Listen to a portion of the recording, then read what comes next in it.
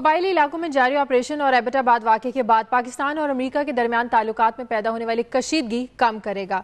Report دیکھتے ہیں Washington D C سے دنیا نیوز کے نمائندے اویس سلیم کی۔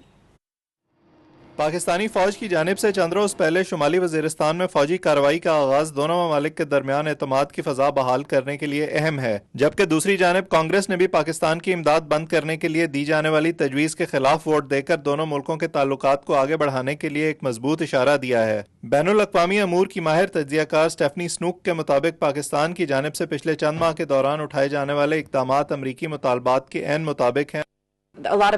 اسامہ بن لادن کی موت سے پیدا ہونے والے حالات پر صرف نظر رکھنے سے آگے بڑھ کر تعلقات کی بحالی اور مضبوطی کے لیے بہت سے اقدامات کیے گئے ہیں۔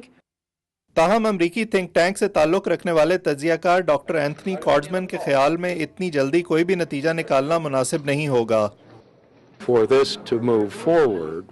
ہمیں یہ کہنا ہوگا کہ پاکستان افغان طالبان اور حقانی نیٹ ورک کی جانب سے ملنے والی دھمکیوں کا بھرپور مقابلہ کرنے کے لیے کوشاں ہو چکا ہے۔ امریکہ اور پاکستان کے تعلقات میں حالیہ کشیدگی کے باوجود امریکی تجزیہ کاروں کی اکثریت اس بات پر متفق ہے کہ پاکستان کی جانب سے دہشت گردوں کے ٹھکانوں کے خلاف بھرپور کارروائی دونوں ممالک کے تعلقات کی بحالی میں اہم کردار ادا کرے گی۔ کیمرامین عالم کے ساتھ اویس سلیم، دنیا نیوز، واشنگٹن ڈی سی۔